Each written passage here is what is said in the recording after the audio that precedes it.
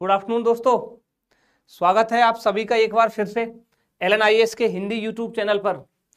और दोस्तों as you know हमारी जो एथिक्स, इंटीग्रिटी एंड एप्टीट्यूड, नीतिशास्त्र, सत्यनिष्ठा और अभिक्षमता की जो ये क्लासेज चल रही हैं दोस्तों, उसमें हमने कल तक टॉपिक 1 जो हमारा था एथिक्स एंड ह्यूमन इंटरफेस, नीतिशास्त्र तथा मानवीय सहसंबंध, वो हमने कल फिनिश कर लिया था। ठीक है, उसका जो रिमेनिंग पार्ट था जो हमने बताया था वो हम 5वें टॉपिक में डिस्कस करेंगे, वो हम बता चुके हैं।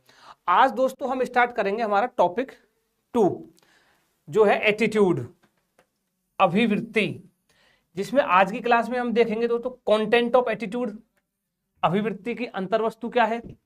हम देखेंगे स्ट्रक्चर ऑफ एटीट्यूड, अभिवृत्ति का संरचना क्या है। इसमें हम कैब मॉडल पढ़ेंगे, कैब या ABC मॉडल भी कहते हैं इसको, की संरचना देखेंगे।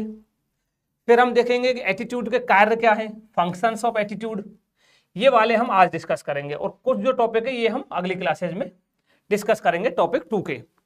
ठीक है, तो स्टार्ट करते हैं दोस्तों। ये अभिवृत्ति की अंतर्वस्तु, संरचना एवं कार्य। और आपको पता है दोस्तों हमारी क्लासेस सोमवार से शुक्रवार दोपहर 2 बजे लाइव चलती है। तो देखो ये वाला टॉपिक हम फिनिश कर चुके हैं, आपको बता चुके। अब ये दूसरा वाला देखिए, ये हम स्टार्ट कर रहे हैं आज। एटीट्यूड, कंटेंट, स्ट्रक्चर, फंक्शन, अभिवृत्ति का सारांश यानी अंतर्वस्तु या कंटेंट, संरचना और उसके कार्य। फिर है विचार तथा आचरण के परिप्रेक्ष्य में इसका प्रभाव एवं संबंध। Attitude, content, structure, function, its influence and relation with thoughts and behaviour.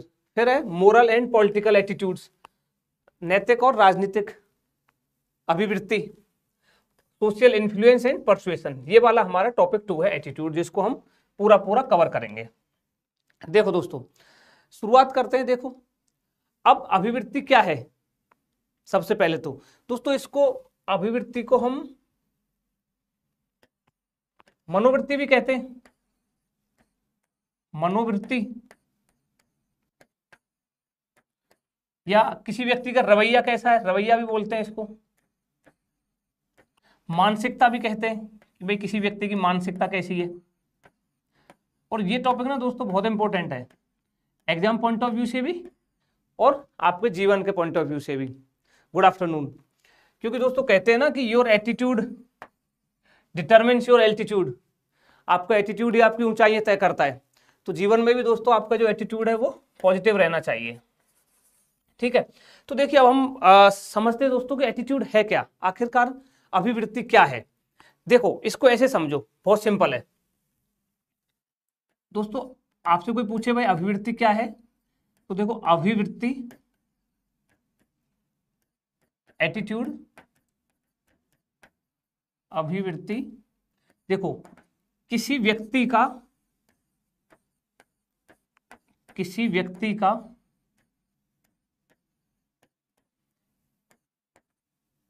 किसी विषय के प्रति, यानी कि कोई विषय होगा, कोई टॉपिक होगा, किसी विषय के प्रति। अब विषय क्या क्या हो सकता है, समझ रहे इसको। देखो बहुत सिंपल सा है। गुड आफ्टरनून एवरीवन, विराज डॉक्टर फिलोसफर, गुड आफ्टरनून। देखो अभिवृत्ति क्या है, किसी व्यक्ति का किसी विषय के प्रति। अब विषय क्या हो सकती है, विषय क्या हो सकती है भाई, कोई भी मुद्दा हो सकता है विषय के रूप में, कोई मुद्दा हो सकता है, कोई घटना हो सकती है, बिल्कुल हो सकती है, कोई विचार हो सकता है, बिल्कुल, कोई व्यक्ति भी हो सकता है, कोई देश हो सकता है, कोई क्षेत्र हो सकता है। ठीक है, यानी अभिवृत्ति किसी व्यक्ति का किसी विषय के प्रति। विषय क्या हो सकती है, कोई मुद्दा, घटना, विचार, व्यक्ति, कोई देश, क्षेत्र। इसके बारे में, किसी विषय के बारे में उसका क्या उसको विश्वास है, उस विषय के बारे में उसको क्या विश्वास है उसका। ठीक है, क्या उसकी समझ है उसके बारे में, क्या उसके संज्ञान है, क्या उसको उसकी जानकारी है, क्या उसकी उसके प्रति धारणा है। अभी समझेंगे इसको, देखना एग्जाम्पल के साथ। यानी कि किसी विषय के प्रति उसका विश्वास क्या है, उसकी समझ कितनी है, उसकी संज्ञान क्या है, उसकी जानकारी कितनी है, उसकी धारणा क्या है। ठीक है, मान लीजिए इसको ऐसे समझो जैसे कि कोई व्यक्ति है, व्यक्ति के प्रति मान लीजिए आपकी व्यक्ति, मान लो एग्जांपल ले लेते हैं गांधी जी। ठीक है, मान लीजिए गांधी जी के बारे में आपकी विश्वास क्या है, उनके बारे में आपकी समझ क्या है, उनके बारे में आपकी जानकारी क्या है, उनके बारे में आपकी धारणा क्या है। यानी कि ये वाला जो है दोस्तों, ये हो जाता है संज्ञानात्मक पक्ष। संज्ञानात्मक पक्ष, ठीक है। अब मान लीजिए गांधी जी के बारे में आपका विश्वास, समझ, संज्ञान, जानकारी अच्छी है, ठीक है, तो आपके दूसरा क्या होगा, पसंद या नापसंद का भाव, पसंद या नापसंद का भाव, सुखद, या तो आपको गांधी जी के बारे में जो आपके पास जानकारी है उसके आधार पर या तो आप गांधी जी को पसंद करोगे या फिर हो सकता है आप नापसंद करोगे। या मान लीजिए कोई घटना है, अभी जैसे ये पूजा खेड़कर वाला इश्यू चल रहा है, जो भी चल रहा है, उसके बारे में आपको क्या जानकारी है, क्या समझ है, क्या धारणा है, क्या संज्ञान है आपकी, उसके आधार पर आप क्या करोगे, क्या तो पसंद करोगे या फिर नापसंद करोगे, या तो आप सुखद फील करोगे या फिर दुखद फील करोगे। तो ये वाला कौन सा हो गया, ये है दोस्तों भावात्मक पक्ष। अब इसके आधार पर फिर आप क्या करोगे, ये है भावात्मक पक्ष। ठीक है, अब तीसरा इसका आ जाएगा अनुकूल या प्रतिकूल व्यवहार। देखो ये संज्ञानात्मक पक्ष आ गया, ये भावात्मक पक्ष आ गया। अब ये व्यवहारात्मक पक्ष, व्यवहारात्मक पक्ष अभी आगे और स्लाइड में और क्लियर हो जाएगा आपको, पहले समझो थोड़ा सा। व्यवहारात्मक पक्ष, इसमें क्या है, बिहेवियरल जो है, अनुकूल या प्रतिकूल व्यवहार करोगे आप, ये शामिल होगा इसमें। और क्या शामिल होगा, कार्य करने की तत्परता, कार्य करने की तत्परता। अब देखो इसको, अब समझो, कार्य करने की तत्परता। हमने बताया कि मान लीजिए किसी मुद्दा, घटना, विचार, व्यक्ति, देश, क्षेत्र, इसके बारे में हमने एग्जांपल लिया था, मान लीजिए गांधी जी का। अब गांधी जी के बारे में आपका क्या विश्वास है, क्या समझ है, क्या संज्ञान है, क्या जानकारी है, क्या धारणा है, ये है आपका अभिवृत्ति का संज्ञानात्मक पक्ष। अब उसके आधार पर क्या करोगे आप, जो जानकारी है, जो आपके पास सूचना है, उसके आधार पर या तो आप गांधी जी को पसंद करोगे या आप नापसंद करोगे, कोई एक करोगे। इससे आपको या तो सुखद अनुभव होगा या फिर दुखद होगा। अब ये आपके पास जानकारी आ गई, ये आपका भावात्मक पक्ष हो गया। इसके बाद आपके बिहेवियर में क्या होगा, अब आप यहाँ क्या करोगे, गांधी जी के बारे में अगर मान लीजिए आपके पास आप नापसंद करते हैं तो आप गांधी जी के बारे में गलत गलत बोलोगे, और मान लीजिए आप गांधी जी को पसंद करते हैं तो आप गांधी जी के बारे में सही सही बोलोगे। ठीक है, तो अब आपसे कोई पूछे भाई अभिवृत्ति क्या है, तो आपको क्या बताना है, अभिवृत्ति किसी व्यक्ति का किसी विषय के प्रति विश्वास, समझ, संज्ञान, जानकारी, धारणा, ब्रैकेट में संज्ञानात्मक पक्ष, पसंद नापसंद का भाव, सुखद या दुखद, देखिए भावात्मक पक्ष, अनुकूल या प्रतिकूल व्यवहार, और कोमा लगा के कार्य करने की तत्परता, ब्रैकेट में व्यवहारात्मक पक्ष। इसके समुच्चय को अभिवृत्ति कहते हैं। Good afternoon. यानी कि ये जो तीनों संज्ञानात्मक पक्ष, भावात्मक पक्ष और व्यवहारात्मक पक्ष, ये जो तीनों घटक हैं, इनका जो समुच्चय है, इसको हम एटीट्यूड कहते हैं। अब हो सकता है आपको थोड़ा कम समझ में आया हो, देखो एग्जाम्पल से आप समझो, एकदम क्लियर कट समझ में आएगा। देखो इससे आपको समझो, इससे समझाता हूं। देखिए संज्ञानात्मक पक्ष क्या है, मान लीजिए दोस्तों वृक्षारोपण है, ठीक है। अब वृक्षारोपण के बारे में आपका एटीट्यूड क्या है, देखना कैसे होगा। मान लीजिए वृक्षारोपण के बारे में आपको कुछ ज्ञान है, जानकारी है, धारणा है, विश्वास है, और आपको क्या जानकारी है दोस्तों, कि आपको बेनिफिट्स ऑफ ट्री प्लांटेशन, यानी कि वृक्षारोपण के लाभ आपको पता है, ये आपको नॉलेज है, ठीक है। अब आप क्या करोगे, आपका भावात्मक घटक क्या होगा इसके प्रति, आप जहां भी दोस्तों वृक्षारोपण देखोगे ना, वृक्षारोपण जहां देखोगे तो आप हैप्पी फील करोगे, आप खुशी महसूस होगी, आपको प्रसन्नता महसूस होगी। देख रहे हो बच्चों को कैसे हंस रहे हैं, ठीक है। और अब आपका बिहेवियरल जो कंपोनेंट है, व्यवहारात्मक जो घटक है, इसमें क्या होगा, जब भी आप वृक्षारोपण कि किसी कार्यक्रम में जाओगे या फिर जब भी आपको मौका मिलेगा आप वृक्षारोपण जरूर करोगे, यानी कि आप पेड़ जरूर लगाओगे। ये आपके एक्शन में आएगा, एक्टिवली पार्टिसिपेट करोगे आप वृक्षारोपण वाले में। समझ रहे हो ये तीनों पॉइंट? संज्ञानात्मक घटक किसी विषय के बारे में कोई भी मुद्दा, देश, क्षेत्र, मान लीजिए कोई देश ही मान लीजिए, जैसे इजराइल है। अब इजराइल के बारे में आपका संज्ञानात्मक घटक क्या है भाई? इजराइल के बारे में आपको कितना नॉलेज है, कितना आपका ज्ञान है, क्या जानकारी है आपको उसके बारे में। अब उसके आधार पर आप इजराइल को या तो पसंद करोगे या नापसंद करोगे।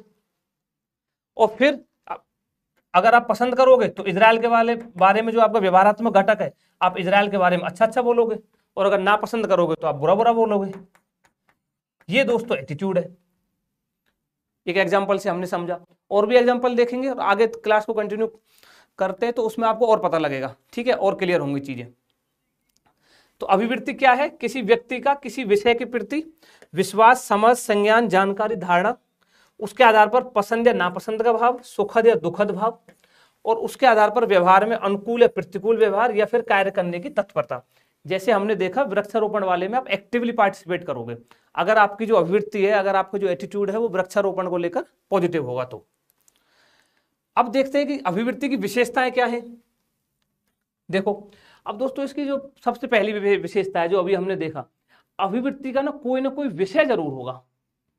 अभी देखा ना कि किसी विषय के बारे में क्या क्या विषय देखे थे? मुद्दा, कोई मुद्दा हो सकता है, कोई घटना हो सकती है, कोई विचार हो सकता है, किसी व्यक्ति के बारे में हो सकती है। यानी आपका जो एटीट्यूड होगा ना वो किसी विषय के बारे में जरूर होगा, ठीक है, उसका विषय जो है वो अवश्य होगा उसमें। और दूसरा बहुत इंपॉर्टेंट है इसमें, जो अभिवृत्ति है ना, एटीट्यूड है, वो जन्मजात नहीं होता है दोस्तों, याद रखिएगा।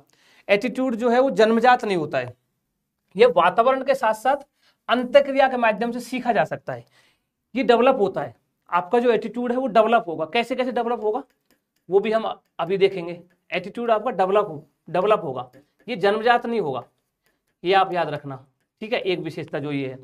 दूसरा जो अभिवृत्ति के बारे में क्या होगा, जिसको आप पसंद करते हो उसके बारे में आपकी पॉजिटिव एटीट्यूड बनेगा, और जिसको आप पसंद नहीं करते हो उसके बारे में आपका नेगेटिव एटीट्यूड बनेगा। इसको ऐसे समझो, मान लीजिए कोई व्यक्ति है, ठीक है, मान लीजिए कोई व्यक्ति है और आपका उसके लिए ना पॉजिटिव एटीट्यूड है उस व्यक्ति को लेकर, आपका कोई भी व्यक्ति है। अब मान लीजिए वो व्यक्ति अगर कुछ गलत भी कर देगा ना, फॉर एग्जाम्पल, तो भी आप उसके बारे में ठीक ठीक बोलोगे, क्योंकि आपका एटीट्यूड जो है, अभिवृत्ति जो है वो उसके लिए पॉजिटिव है। वहीं मान लीजिए कोई ऐसा व्यक्ति है जिसके लिए आप नेगेटिव, आपके पास आप उसके लिए नेगेटिव एटीट्यूड है आपके लिए, आपका उसके लिए, उस व्यक्ति के लिए, और मान लीजिए वो व्यक्ति कुछ सही भी कर रहा है अपने जीवन में, तो भी आप उसके बारे में गलत ही बोलोगे। क्यों? क्योंकि आपका एटीट्यूड ही, जो अभिवृत्ति है, वही उस व्यक्ति को लेकर आपकी नेगेटिव है। अगला देखो, अभिवृत्ति जो दोस्तों, इसको बहुत अच्छे समझना, देखना, अभिवृत्ति जो है ना अपेक्षाकृत स्थिर होती है दोस्तों, ये स्थिर स्थायी होती है, मीन्स ये इतनी आसानी से बदलती नहीं है, बट कुछ परिस्थितियों में ये बदलती भी है।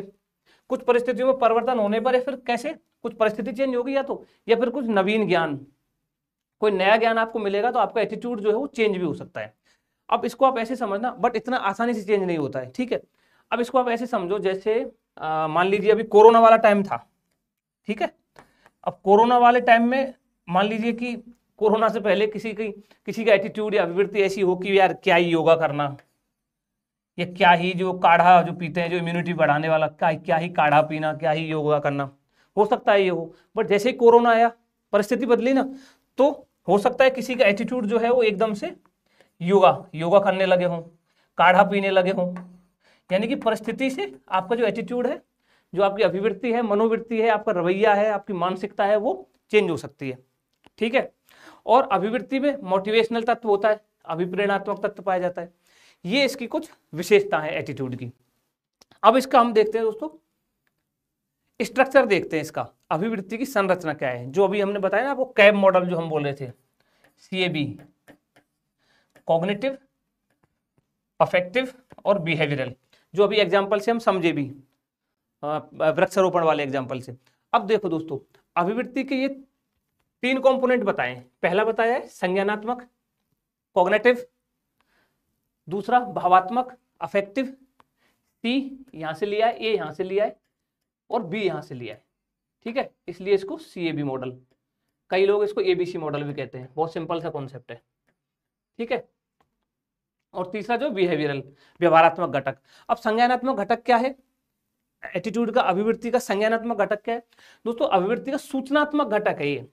सूचनात्मक घटक कैसे, यानी कि आप जो भी विषय है, कोई मुद्दा है, कोई देश है, जो हमने बताया अभिवृत्ति का एक विषय जरूर होता है, उसके बारे में जो भी सूचना चाहिए, जो भी नॉलेज आपको चाहिए, वो कॉग्निटिव घटक से मिलेगा। यानी कि किसी व्यक्ति या वस्तु के बारे में हमारी जो धारणा है, विश्वास है, जानकारी है, वो संज्ञानात्मक घटक है। और अभिवृत्ति, अभी हमने बताया ना कि अभिवृत्ति स्थायी होती है, इतने आसानी से एटीट्यूड चेंज नहीं होता है, तो उसको जो स्थायित्व प्रदान करता है ना, ये कॉग्निटिव जो फैक्टर है, संज्ञानात्मक जो घटक है, यही इसको प्रदान करता है। और ये किसी भी व्यक्ति, वस्तु, जो विषय है या मुद्दा, उसके बारे में पक्ष और विपक्ष में बोलने के लिए, बोलने में हमारे लिए बहुत महत्वपूर्ण भूमिका अदा करता है। कैसे दोस्तों, अब मान लीजिए कोई मुद्दा है, कोई भी XYZ, ठीक है, अभी पूजा खेड़कर वाला ही मान लीजिए, अब इसके बारे में आपका संज्ञानात्मक घटक मजबूत होगा, यानी आपके पास जानकारी मजबूत होगी, तो ही आप उसके पक्ष और विपक्ष में बोल पाओगे ना। तो ये कॉग्निटिव फैक्टर है, संज्ञानात्मक घटक का, अभिवृत्ति का। दूसरा क्या है, भावात्मक घटक। अब इसमें क्या है, इसमें किसी वस्तु, व्यक्ति या घटना, अभी हमने जो एग्जांपल दे रहे थे पूजा खेड़कर वाले, इसके बारे में मान लो आपको जानकारी मिल गई। अब जानकारी प्राप्त होने के बाद आपके मन में पसंद का भाव आ रहा है या नापसंद का भाव आ रहा है, आपके मन में सुखद आ रहा है या दुखद, यानी कि आप अच्छा फील कर रहे हैं या बुरा फील कर रहे हैं, ये भावात्मक घटक है इसका। जैसे अगर अब हम एग्जांपल देखें, अभी वृक्ष वाला देख रहे थे, मान लीजिए आपको वृक्षारोपण को लेकर पॉजिटिव एटीट्यूड है, अभी जैसे जो एग्जांपल लिया, अब मान लीजिए आपके सामने कोई वृक्ष को काटता है, तो आपको दुख की अनुभूति होगी, ठीक है, ये भावात्मक घटक है। तीसरा व्यवहारात्मक घटक है, ये जो क्या है, ये व्यक्ति की प्रवृत्ति या आचरण की तत्परता को दर्शाता है। जैसे हमने वृक्षारोपण वाले में देखा कि किसी व्यक्ति का, मान लीजिए वृक्षारोपण के बारे में उसको सारी नॉलेज है और उसका अच्छा भी लगता है वृक्षारोपण को, जब वो देखता है, वृक्षों को कटते हुए देखता है तो उसको दुख की अनुभूति होती है, और जब वृक्षारोपण होते हुए देखता है, वृक्ष लगाते हुए किसी को देखता है, तो उसको बहुत खुशी होती है। बट अब उसका बिहेवियरल कंपोनेंट क्या होगा कि वो एक्टिवली पार्टिसिपेट करेगा किसमें, वृक्षारोपण कार्यक्रम में, वो एक्टिवली जब भी उसको मौका मिलेगा वो पेड़ जरूर लगाएगा। ये होगा हमारा एटीट्यूड का व्यवहारात्मक घटक, ABC मॉडल जो है या CAB मॉडल जो, जिसको कैब मॉडल कहते हैं, ठीक है। अब इसको एग्जाम्पल के माध्यम से देखो, ये अभी समझाया था कि संज्ञानात्मक घटक, भावात्मक घटक, व्यवहारात्मक घटक। अब इसमें एक बात और याद रखिएगा, कई बार हो सकता है कि जो संज्ञानात्मक घटक है ना, वो एकदम मजबूत हो, सॉलिड हो। फॉर एग्जाम्पल मान लीजिए कोई व्यक्ति सिगरेट पीता है, ठीक है, अब उसको हो सकता है सब पता है कि सिगरेट नुकसान करती है हेल्थ के लिए, मेरा फाइनेंशियल भी लॉस हो रहा है, संज्ञानात्मक घटक उसको पता है, बट पसंद करता है सिगरेट पीना, तो क्या करेगा, उसके व्यवहारात्मक घटक में क्या आएगा, बिहेवियर में क्या आएगा, वो सिगरेट पिएगा, व्यवहारात्मक घटक में वो सिगरेट पिएगा। एक दूसरा और भी हो सकता है, मान लीजिए उसको सिगरेट या फिर शराब का या अल्कोहल का कंजम्पशन करता है, सेवन करता है, उसको उसका संज्ञानात्मक घटक, यानी कि उसको पता है शराब पीने से उसको सारी जानकारी है, सारी उसको उसका जो नॉलेज है उसको पता है कि ये क्या क्या नुकसान करती है, मेरे लीवर को डैमेज करेगी, उसको सब पता है, ठीक है, उसका संज्ञानात्मक घटक मजबूत है। और भावात्मक घटक भी एक बार के लिए हो सकता है कि वो अब एक ऐसे लेवल पर है कि वो नापसंद करता है, उसको अच्छा भी नहीं लगता कि अरे पी रहा हूं मैं, बट जैसे ड्रग्स वगैरह के केस में भी होता है, अल्कोहल के केस में भी होता है, बट वो उसको छोड़ नहीं पा रहा है, तो उसके व्यवहारात्मक घटक में क्या होगा, फिर भी वो उसको उसका सेवन जारी रखेगा। तो अभिवृत्ति का, अब ये तीनों घटकों में अगर संयोजन होगा ना, तभी ये जो एटीट्यूड है, अभिवृत्ति है, वो मजबूत होगी। ये आप याद रखिएगा, 2-3 पॉइंट और। अब और देखिए, जैसे एक एग्जांपल और लीजिए, ये CAB वाले में कॉग्निटिव, अफेक्टिव, बिहेवियरल। अब ये क्या कह रहा है, मान लीजिए आपके पास नॉलेज है कि tiger can eat human beings, जो टाइगर है वो आदमी ये जानी खा सकता है, व्यक्ति को खा सकता है, ये आपको पता है, नॉलेज है ये, तो आपको क्या करोगे, तो आप डरोगे टाइगर से, ये आपका अफेक्टिव भावात्मक पक्ष हो जाएगा, आपको टाइगर से डर लगेगा। और जब मान लीजिए आपके सामने टाइगर आ जाएगा तो आप क्या करोगे, चिल्लाओगे और भाग जाओगे वहां से। कॉग्निटिव, अफेक्टिव और आपका बिहेवियरल, तीनों कंपोनेंट एटीट्यूड के। आया समझ में। अगला देखिए, एक और एग्जांपल लीजिए, कॉग्निटिव, अफेक्टिव, बिहेवियरल। मान लीजिए आपको पता है स्नेक्स आर पॉइजनस, भाई सांप में जहर होता है, ये आपके पास, ये आपका कॉग्निटिव फैक्टर है, संज्ञानात्मक पक्ष है, नॉलेज है आपको, ये आपका विश्वास है कि उसमें जहर होता है। अब आपको क्या होगा, फिर इसका भावात्मक घटक क्या होगा, भावात्मक पक्ष क्या होगा आपकी अभिवृत्ति का, आपको डर लगेगा, इससे सांप से आपको डर लगेगा, और जैसे ही आपको सांप दिखेगा, सांप कहीं भी दिख जाएगा तो रन अवे, भाग जाओगे आप वहां से, ये आपका बिहेवियरल कंपोनेंट है। तो ये हमारी अभिवृत्ति का ABC या CAB मॉडल है। आई होप ये आपको समझ में आया होगा, ठीक है। अब देखते हैं दोस्तों कि अभिवृत्ति के कार्य क्या हैं, फंक्शंस ऑफ एटीट्यूड, कि अभिवृत्ति जो है, जो एटीट्यूड है, इसका क्या हमारे जीवन में, इसके क्या फंक्शंस है, क्या योगदान है, ये हम देखते हैं। इसमें हम इसको 3-4 उसमें देखेंगे। पहला देखेंगे अनुकूलन प्रकार क्या है, एडेप्टिव फंक्शंस, फिर नॉलेज फंक्शंस क्या है, ज्ञान प्रकार, फिर मूल्य अभिव्यक्ति प्रकार क्या है, वैल्यू एक्सप्रेसिव फंक्शंस, फिर एक चौथा देखेंगे ईगो डिफेंसिव, अहम रक्षार्थ प्रकार इसके क्या है। तो देखो एक एक करके इसको देखते हैं। पहला देखिए अनुकूलन प्रकार, एडेप्टिव फंक्शंस। इसमें क्या होता है दोस्तों, एडेप्टिव फंक्शंस में जो यानी हमारा जो एटीट्यूड है वो हमारा क्या हेल्प करता है दोस्तों। कुछ अभिवृत्तियां क्या होती है, कुछ हमारे जो एटीट्यूड्स होते हैं वो क्या होते हैं कि हमें जो वस्तु अच्छी नहीं लगती है, जो अप्रिय हो या फिर जो नापसंद वस्तु हो, उनको हमसे दूर करने में, क्योंकि हमारा उनके लिए नेगेटिव एटीट्यूड होगा तो हम उनको आसानी से दूर कर पाएंगे, उनको दूर करने में। और जो वांछित लक्ष्य है या जो पसंदीदा वस्तु है जिनको हम प्राप्त करना चाहते हैं, उनको हमको प्राप्त करने में जो एटीट्यूड हमारी हेल्प करता है, वो एटीट्यूड का क्या है, एडेप्टिव फंक्शन है, अनुकूलन का अनुकूलन प्रकार है वो। कैसे, मान लीजिए किसी वस्तु के लिए या किसी चीज के लिए या किसी विचार के लिए आपके पॉजिटिव एटीट्यूड है तो आप उसको प्राप्त करना चाहोगे, और मान लीजिए आपका नेगेटिव एटीट्यूड है और आप वो वस्तु अप्रिय है, नापसंद है, तो आपको दूर करने में मदद करेगा ये वाला जो आपका एटीट्यूड है ये। अब इसमें क्या होगा, अब जिन कार्यों के प्रति सकारात्मक अभिवृत्ति है उनको हम प्राथमिकता देते हैं, ऑब्वियस सी बात है। जिनको पॉजिटिव है हमारे एटीट्यूड उसको हम प्राथमिकता देते हैं। और जहां पुरस्कार और प्रशंसा की संभावना है, मान लीजिए जैसे ये एग्जांपल देखिए, ये डीएम साहब है, ये डीएम साहब है ओम प्रकाश चौधरी। इनको दोस्तों छत्तीसगढ़ में जो नक्सल प्रभावित क्षेत्र है ना दंतेवाड़ा, वहां इनको उसमें बेहतरीन कार्य के लिए प्रधानमंत्री एक्सीलेंस अवार्ड से नवाजा गया था। देखिए ये रहा prime minister's award, OP Chaudhary, doctor Manmohan Singh ji इनको अवार्ड दे रहे हैं, prime minister excellence award, best DM का अवार्ड इनको मिला था। अब इसमें क्या है दोस्तों, जहां हमको पुरस्कार या प्रशंसा मिलने का संभावना होगी उन चीजों को लेकर हमारा एटीट्यूड पॉजिटिव बनेगा ना, और जहां दंड और निंदा की संभावना होगी कि हमको दंड मिल सकता है, निंदा मिल सकती है, उन चीजों को लेकर हमारा नेगेटिव एटीट्यूड बनेगा, नकारात्मक अभिवृत्ति बनेगी। और प्रशासनिक संदर्भ में इसका क्या यूज है एडेप्टिव फंक्शन का दोस्तों, प्रशासकों के कार्य को अधिक कुशल और प्रभावी बनाने में ये कार्य करता है। ठीक है, ये हो गया हमारा एडेप्टिव फंक्शन, अनुकूलन प्रकार। अगला देखिए ज्ञान प्रकार क्या है। अब देखो नॉलेज फंक्शन, ये तो वही संज्ञानात्मक पक्ष से संबंधित है। मान लीजिए कोई मुद्दा है, विभिन्न मुद्दे हैं, ठीक है, विभिन्न घटना है, अब उनके बारे में आपको पक्ष में बोलना है, विपक्ष में बोलना है, उनके क्या क्या डायमेंशंस हो सकते हैं, क्या क्या आयाम है उसके, उसको समझने में आपका हेल्प करेगा ना ज्ञान वाला, नॉलेज वाला जो फंक्शन है।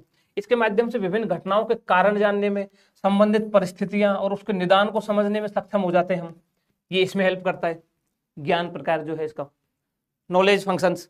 अगला देखिए मूल्य अभिव्यक्ति प्रकार यानी वैल्यू एक्सप्रेसिव फंक्शन। इसमें क्या होता है दोस्तों, व्यक्ति द्वारा जो उसके स्वीकृत मूल्य है और उसका जो आत्म प्रत्यय है, सेल्फ कॉन्सेप्ट जो है, सेल्फ कॉन्सेप्ट, इसके एक्सप्रेशन में यानी इसकी अभिवृत्ति में मदद करता है। ये हमको बताता है कि हम कौन हैं और हम क्या करना चाहते हैं।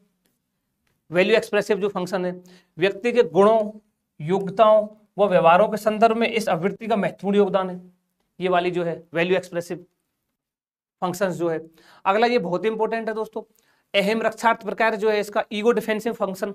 अब ईगो डिफेंसिव फंक्शन क्या है एटीट्यूड का दोस्तों, ये अभिवृत्ति जो व्यक्ति का अहम होता है ना, ईगो होता है या जो आत्मसम्मान है, उसकी रक्षा का कार्य करती है। उसकी रक्षा का कैसे कार्य करती है, देखो इसको ऐसे समझो। मान लीजिए कोई अधिकारी है, उस अधिकारी ने कोई गलत निर्णय ले लिया अपने अपने काम के दौरान, कोई गलत निर्णय लिया, तो वो क्या करता है, वो क्या बोलेगा अपने आत्मसम्मान की रक्षा के लिए या अपने ईगो को डिफेंस करने के लिए, वो बोलेगा कि यार ये जो मैंने निर्णय लिया था ना उस टाइम, ये उस काल की अगर परिस्थितियों को देखे ना तो ये निर्णय मेरा एकदम ठीक था, या तो ऐसे बोलेगा, या फिर क्या बोलेगा, या फिर बोलेगा ये जो मैंने डिसीजन लिया था ना, ये मेरा जो अधिकारी है यानी मेरा सीनियर अधिकारी है या फिर कोई मेरा कॉलीग है, मैंने उससे पूछ के ये मैंने डिसीजन लिया था। यानी कि अल्टीमेटली क्या कर रहा है वो, संक्षेप में जो अपनी खुद की कमियां हैं या गलतियां हैं उनको दूसरे पर डाल रहा है, या फिर जो गलतियां हैं उन पर पर्दा डाल रहा है, तो वो वाला ईगो डिफेंसिव फंक्शन हो जाएगा हमारे एटीट्यूड का। ठीक है, ये हमने फंक्शंस ऑफ एटीट्यूड देखे दोस्तों। अब थोड़ा सा देख लेते हैं इसके अंतर्गत कि जो अभिवृत्ति का निर्माण है, ये जो एटीट्यूड जो है ये डेवलप कैसे होता है, हमारा एटीट्यूड बनता कैसे, इसका निर्माण कैसे होता है। अब इसके दोस्तों बहुत सारे हुए हैं अभिवृत्ति निर्माण या विकास के, क्या, जैसे सबसे पहला ही ले लीजिए, साहचर्य के माध्यम से, एसोसिएशन के द्वारा अभिवृत्तियों का विकास होता है। इसको ऐसे समझो, साहचर्य मीन्स आप जिनके साथ रहते हो, माता पिता, आपके परिवार में दादा दादी, आपके मित्र, आपके सगे संबंधी, इनके माध्यम से दोस्तों हमारा एटीट्यूड जो है, एटीट्यूड का निर्माण या विकास होता है साहचर्य के माध्यम से। कैसे होता है, मान लीजिए दोस्तों कोई परिवार है, कोई फैमिली है जिसमें महिलाओं के प्रति, मान लीजिए महिलाओं के प्रति आदर या सम्मान का भाव है, यानी महिलाओं के प्रति पॉजिटिव एटीट्यूड है, तो लगभग सारी फैमिली के मेंबर में महिलाओं के प्रति पॉजिटिव एटीट्यूड ही मिलेगा। साहचर्य के माध्यम से एटीट्यूड का निर्माण होता है, विकास होता है। दूसरा, रिवॉर्ड, पुरस्कृत या दंडित होने के कारण अभिवृत्तियों का विकास होता है। इससे कैसे होता है, इसको ऐसे समझो, मान लीजिए किसी चीज के लिए, अभी जैसे हम डिस्कस कर रहे थे, किसी चीज के लिए मान लीजिए अवार्ड मिल रहा है, जैसे मान लो कि 15 अगस्त या 26 जनवरी को कोई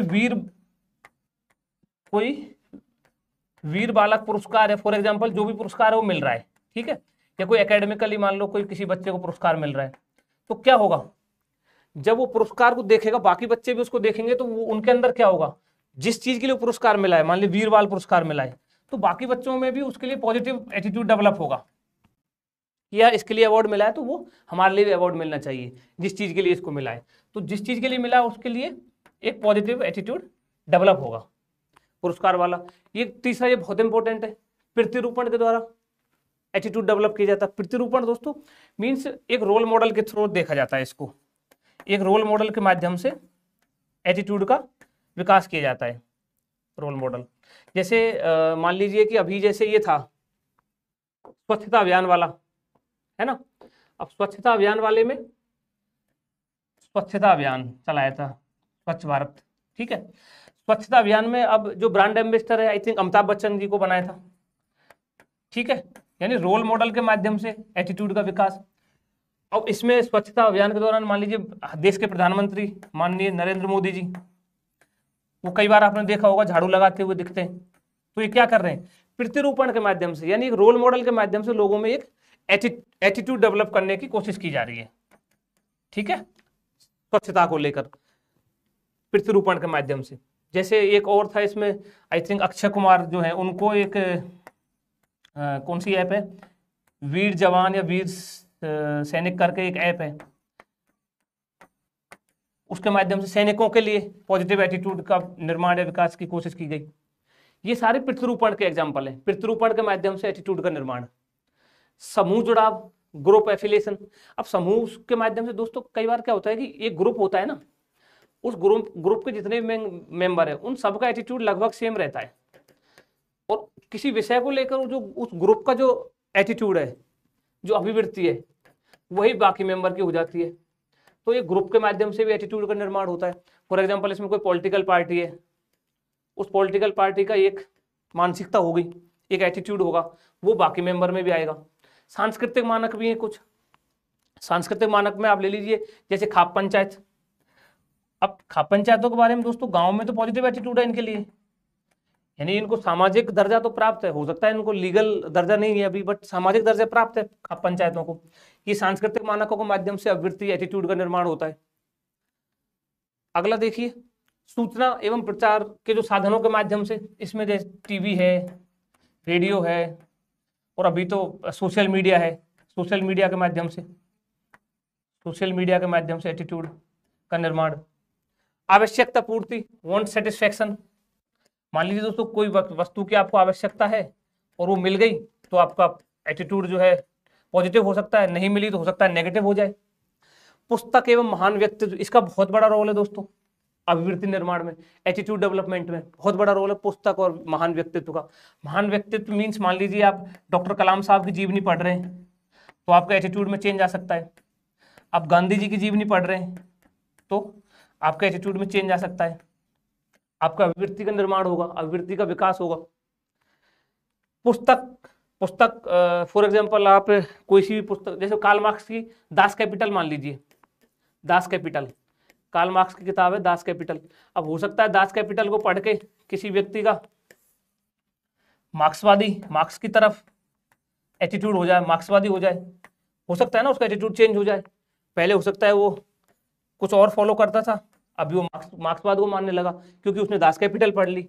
इससे भी अभिवृत्ति का निर्माण होता है। कुछ व्यक्तित्व कारक होते हैं, पर्सनैलिटी फैक्टर्स। कुछ तात्कालिक अनुभव होते हैं, ये भी बहुत इंपॉर्टेंट है। तात्कालिक अनुभव जो होते हैं ना, ये भी सडनली चेंज करते हैं एटीट्यूड को। इसका एग्जाम्पल मान लीजिए आपकी, जैसे तात्कालिक अनुभव का, मान लीजिए कोई व्यक्ति है, ठीक है, ये व्यक्ति है और उसको अभी एक्स पार्टी से वो एमएलए या एमपी बनता था अब तक, ठीक है, तो एक्स पार्टी के बारे में उसका एटीट्यूड अलग था। सडनली क्या हुआ कि पार्टी ने बी नाम के व्यक्ति को टिकट दे दिया। इस बार टिकट किसको मिल गया? बी नाम के व्यक्ति को, ठीक है, ए नाम के व्यक्ति का टिकट कट गया। तो अब ये जो ए बी नाम के व्यक्ति है इसको टिकट मिला, अब जो ए नाम के व्यक्ति है इसका एटीट्यूड इस पार्टी के लिए बिल्कुल डिफरेंट हो जाएगा। इसकी जो अभिवृत्ति है बिल्कुल अलग होगी, अभी बिल्कुल अलग बोलेगा। इंग्लिश विद फेयर्ड, you are right sir, thank you. तो ये कुछ तात्कालिक वो है, इमीडिएट। इसमें एक ऐतिहासिक घटना को भी देख सकते हैं, जैसे दोस्तों सिद्धार्थ है ना, सिद्धार्थ भगवान बुद्ध, सिद्धार्थ भगवान बुद्ध का बचपन का नाम तो जैसा सिद्धार्थ। तो दोस्तों सिद्धार्थ ने क्या देखा था, उन्होंने सडनली एक बीमार व्यक्ति को देखा, है ना, फिर बुढ़ापा देखा, फिर उन्होंने एक सन्यासी को देखा, फिर कुछ दिनों बाद उन्होंने एक मृत्यु होते हुए देखी किसी व्यक्ति की। तो सडनली क्या हुआ, ये तात्कालिक कुछ घटनाएं हुई उनके जीवन में, सिद्धार्थ के जीवन में। तो उनकी जो भौतिकतावादी मानसिकता थी, उनकी जो भौतिकतावादी जो उनका एटीट्यूड था वो एकदम चेंज हो गया तात्कालिक घटनाओं के माध्यम से, भौतिकतावादी से आध्यात्मिक तरफ चले गए। तो ये कुछ दोस्तों ऐसे थे जो कुछ फैक्टर्स थे जिनके माध्यम से एटीट्यूड या अभिवृत्ति का हमारा विकास या निर्माण करते हैं। सर ई बिकम लॉन्ग ही फेयर्ड, अच्छा ठीक है। तो दोस्तों आज हमने एटीट्यूड वाला जो चैप्टर था उसको स्टार्ट किया, कल हम इसका जो नेक्स्ट पार्ट बचा हुआ है उसको डिस्कस करेंगे। तब तक आप रिवाइज करते रहिए। Stay healthy, stay happy. Thank you.